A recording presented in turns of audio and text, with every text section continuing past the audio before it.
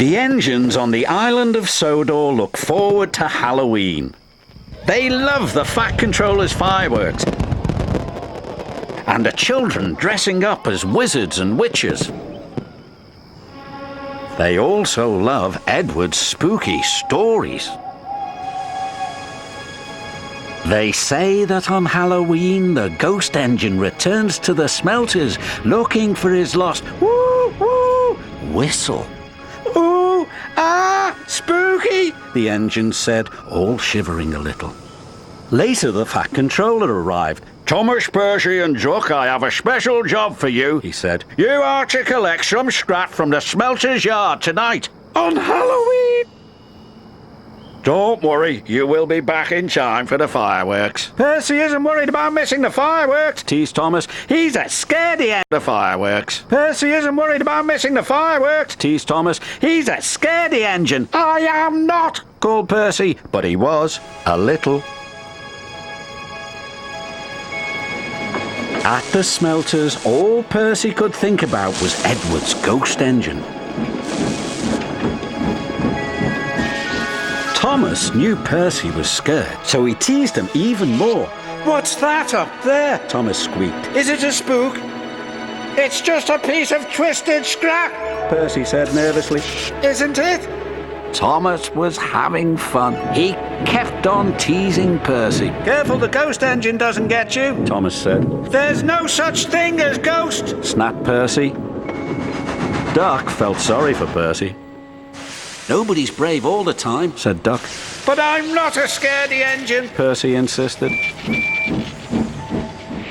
The job was nearly complete. "Well done," the yard manager said. "Now I'll need one engine to finish up." Duck wanted to pay Thomas back for all his teasing. "Please, sir," he said. "I'm sure Thomas wouldn't mind staying." "Of course not," Thomas boasted. "I'm not a scaredy engine." So Duck and Percy left.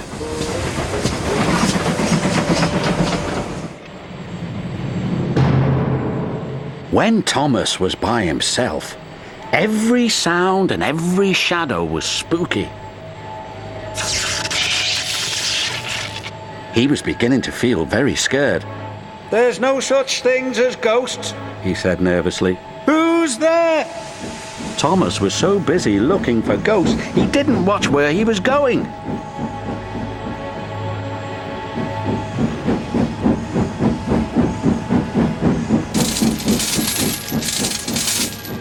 The chains felt like ghost fingers.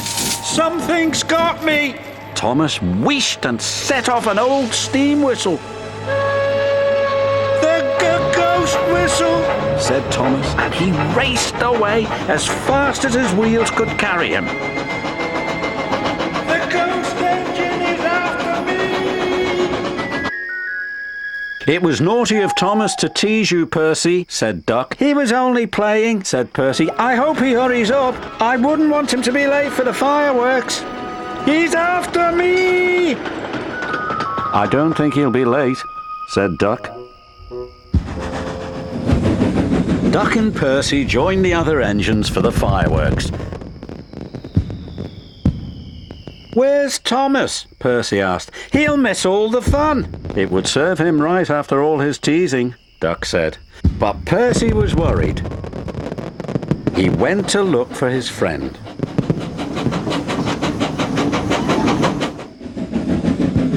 He found Thomas all alone in the shed. "Are you all right, Thomas?" he said. "Yes, I'm sorry I teased you, Percy," Thomas said. "Duck was right. We all feel scared sometimes." "And we all have to say sorry sometimes," said his friend. "So come on, Thomas. We can watch the fireworks just as well from here." And he was right.